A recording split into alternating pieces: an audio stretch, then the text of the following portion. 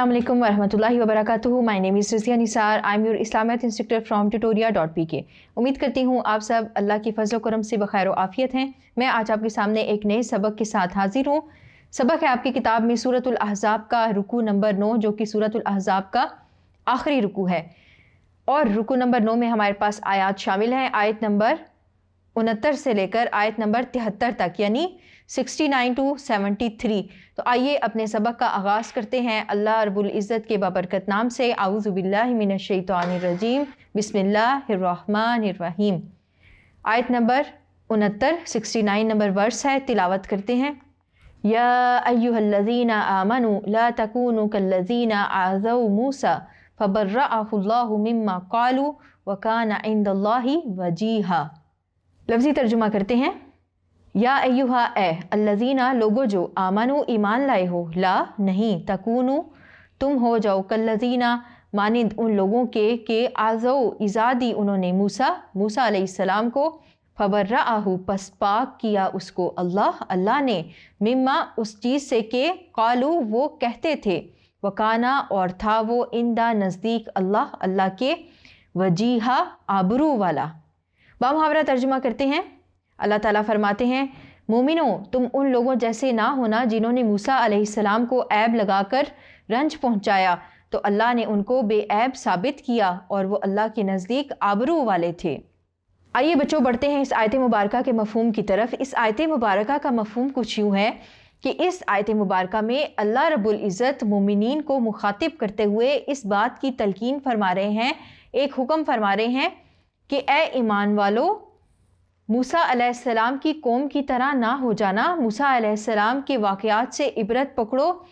तो यहाँ पर फरमाया जा रहा है मोमिनीन को कि यहूदियों की तरह ना हो जाना, कि जिस तरह उन्होंने अपने पैगंबर मूसा अलैहिस्सलाम को तकलीफ़ें पहुँचाई, रंज पहुँचाया, उन पर ऐब लगाए, इल्ज़ामात लगाए, तो तुम भी उनकी पैरवी करते हुए उनकी तरह ना हो जाओ, बल्कि रसूलुल्लाह सल्लल्लाहु अलैहि वसल्लम की पैरवी करो, ना कि उन पर इल्ज़ामात लगाओ या उन पर लगने वाले इल्ज़ामात को ज़ुबान ज़द आम कर दो। तो इस आयत मुबारका में मूसा अलैहिस्सलाम की मिसाल देते हुए ईमान वालों को समझाया जा रहा है। अब बच्चों यहाँ जो खताब है वो है या अय्युहल्लज़ीना आमनू। तो यहाँ पर कौन लोग मुखातिब हैं? ईमान वाले मुखातिब हैं।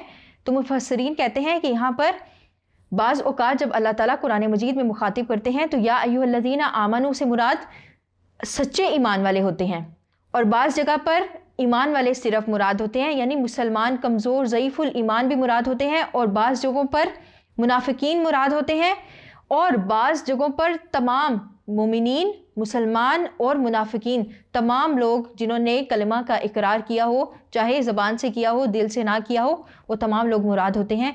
तो यहाँ पर भी इस आयत में तमाम लोग मुराद हैं। मुनाफिकीन भी इस आयत में मुराद हैं कि वो लोग सबसे बढ़ चढ़ कर रसूलुल्लाह सल्लल्लाहु अलैहि वसल्लम पर इल्ज़ाम तराशियाँ किया करते थे, बहतान लगाया करते थे, तोहमत लगा दिया करते थे, और ऐसे बातें मशहूर कर देते थे जो कि मुसलमानों के दिलों में भी वसवसे पैदा कर देती थी, जो कि ज़ईफ़ुल ईमान मुसलमान होते थे। तो इस आयत मुबारका में अल्लाह ताला ने मूसा अलैहिस्सलाम की मिसाल देते हुए समझाया कि मूसा अलैहिस्सलाम की कौम की तरह मत बनो, उनके यानी यहूदियों की तरह होकर अपने पैगंबर रसूलुल्लाह सल्लल्लाहु अलैहि वसल्लम को ईज़ा नहीं पहुँचाओ। जैसा कि आप देखें, जो हम एक सियाक व सबाक पढ़ते चले आ रहे हैं, जो पीछे हमने मौज़ूआत पढ़े वो क्या थे? वो हज़रत ज़ैनब रज़ियल्लाहु ताला अन्हा से रसूलुल्लाह सल्लल्लाहु अलैहि वसल्लम से निकाह के मुतालिक थे। तो उस मौका पर एक प्रोपेगेंडे का तूफ़ान खड़ा किया गया था, रसूलुल्लाह सल्लल्लाहु अलैहि वसल्लम के ख़िलाफ़ मुनाफिकीन बातें कर रहे थे, कुफ़ार बातें कर रहे थे, और इसी तरह वो बातें चलती चलती मुसलमानों की ज़बानों में भी आम हो रही थी। इस कदर आम हुई कि मुफस्सिरीन ने किताबों में भी झूठे वाक़यात नकल कर दिए, क्योंकि वो बातें बहुत आम हो चुकी थी। तो ऐसा हो गया था कि उनके झूठ सच में फ़र्क पता नहीं चल रहा था। तो यहाँ पर इसी बात की तरफ इशारा फरमाया जा रहा है कि रसूलुल्लाह सल्लल्लाहु अलैहि वसल्लम पर कोई इल्ज़ाम तराशी ना की जाए। मूसा अलैहिस्सलाम को जैसे अल्लाह ताला ने तमाम इल्ज़ामात से पाक कर दिया था, अल्लाह ताला रसूलुल्लाह सल्लल्लाहु अलैहि वसल्लम को भी तमाम इल्ज़ामात से बरी कर देने वाला है। रसूलुल्लाह सल्लल्लाहु अलैहि वसल्लम का रुतबा अल्लाह ताला ने बहुत बुलंद किया है। मूसा अलैहिस्सलाम भी अल्लाह ताला के नज़दीक बहुत आबरू वाले थे, और तमाम पैगंबर मासूम भी होते हैं, गुनाहों से पाक होते हैं, और अल्लाह ताला खुद उनकी मदद फरमाया करते हैं। अब बच्चों यहाँ पर अगर मूसा अलैहिस्सलाम की ज़िंदगी पर रोशनी डाली जाए कि मूसा अलैहिस्सलाम किस तरह के زندگی گزار رہے تھے، یہودیوں کی کیا نیچر تھی، تو ہم پڑھتے آئے ہیں سورہ بقرہ میں بہت تفصیل سے واقعات ہیں۔ اس کے علاوہ اور بہت سی آیات ہیں جس میں ہمیں موسیٰ علیہ السلام کے واقعے کے حوالے سے یہودیوں کے کردار کا پتہ چلتا ہے۔ تو یہودیوں نے ہمیشہ سے ہی موسیٰ علیہ السلام کو اور اس کے ساتھ جو بھی پیغمبر بنی اسرائیل میں مبعوث ہوئے ان کو بہت زیادہ تکالیف دی، ان پر الزام تراشیاں کی۔ تو یہاں پر صرف موسیٰ علیہ السلام کا ذکر کیا گیا ہے، تو اس بارے میں ہم جانتے ہیں موسیٰ علیہ السلام کو وہ طرح طرح سے عیب لگانے کی کوشش کرتے تھے۔ موسیٰ علیہ السلام بہت زیادہ باحیا تھے۔ آپ علیہ السلام کبھی کسی کے سامنے اپنا لباس نہیں کھولتے تھے، اپنا ستر نہیں کھولتے تھے۔ تو یہودیوں نے یہ عیب تک لگانے کی کوشش کی کہ نعوذ باللہ موسیٰ علیہ السلام کسی جسمانی عارضے میں مبتلا ہے، اسی لیے وہ کبھی کسی کے سامنے بے لباس نہ ہوئے۔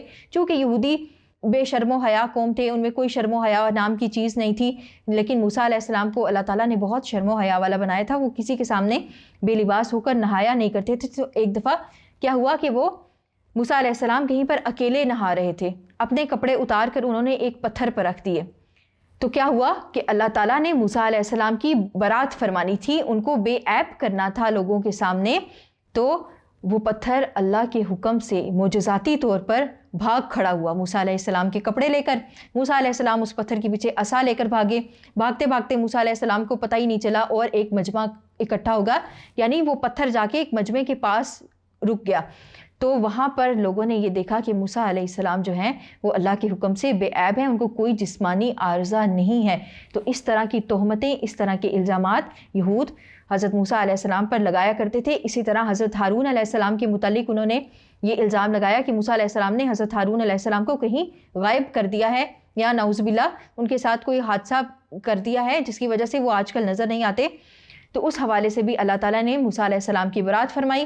پھر ایک دفعہ قارون نے ایک عورت کے ذریعے موسیٰ علیہ السلام پر الزام لگایا، تو اللہ تعالیٰ نے قارون کو زمین میں دھنسا دیا، اور اس عورت نے خود اس بارے میں حضرت موسیٰ علیہ السلام کی برات ظاہر کی کہ اس نے موسیٰ علیہ السلام پر جھوٹا الزام لگایا تھا۔ تو اللہ تعالیٰ اپنے انبیاء کی مدد فرمایا کرتے ہیں۔ تمام لوگ جو منافق ہوتے ہیں، کفار ہوتے ہیں، جن کے دلوں میں بیماری ہوتی ہے، وہ ہمیشہ سے ان کا یہ طرز عمل رہا ہے کہ وہ ایمان والوں کو، انبیاء کرام کو تکلیف اور ایذا پہنچانے کی کوشش کرتے ہیں، جیسا کہ بنی اسرائیل میں حضرت موسیٰ علیہ السلام کے ساتھ کیا گیا۔ تو یہاں اس آیت مبارکہ میں موسیٰ علیہ السلام کا حوالہ دیتے ہوئے مسلمانوں کو یہ تلقین کی جا رہی ہے کہ وہ یہودیوں جیسی روش اختیار نہ کریں، بلکہ رسول اللہ صلی اللہ علیہ وسلم کا احترام کریں اور ان پر الزام تراشی کرنے کی کوشش نہ کی جائے۔ ایک دفعہ ایک حدیث مبارکہ میں ہے کہ رسول اللہ صلی اللہ علیہ وسلم مسلمانوں میں مال تقسیم کر رہے تھے۔ ایک شخص نے مجلس سے باہر جا کر کہا کہ رسول اللہ صلی اللہ علیہ وسلم نے اس تقسیم میں اللہ اور آخرت کا لحاظ نہ رکھا۔ یہ بات حضرت عبداللہ بن مسعود نے سن لی اور رسول اللہ صلی اللہ علیہ وسلم کو جا کر بتائی، تو آپ صلی اللہ علیہ وسلم نے فرمایا، اللہ کی رحمت ہو موسیٰ علیہ السلام پر، انہیں اس سے زیادہ اذیتیں دی گئیں اور انہوں نے صبر کیا۔ تو ہم نے آپ کے سامنے یہ حدیث بھی پیش کی جس میں خود رسول اللہ صلی اللہ علیہ وسلم نے حضرت موسیٰ علیہ السلام کی تعریف فرمائی، جیسا کہ اس آیت میں اللہ رب العزت نے موسیٰ علیہ السلام کی تعریف بھی بیان کی، اور ساتھ میں ان کی مثال دیتے ہوئے مسلمانوں کو یہ تلقین فرمائی کہ وہ یہودیوں جیسا رویہ اختیار نہ کریں، رسول اللہ صلی اللہ علیہ وسلم کی اطاعت کریں، اور رسول اللہ صلی اللہ علیہ وسلم پر منافقین کی باتوں اور کفار کے الزامات کی طرف دھیان نہ دیں، بلکہ اتباع کریں، پیروی کریں، اور رسول اللہ صلی اللہ علیہ وسلم پر درود و سلام بھیجیں، آپ صلی اللہ علیہ وسلم کی تعریف بیان کریں۔ یہ تھا بچوں اس آیت مبارکہ کا مفہوم جو ہم نے آپ کے سامنے پیش کیا۔ آئیے بڑھتے ہیں اگلی آیت کی طرف۔ آیت نمبر 70 ہے۔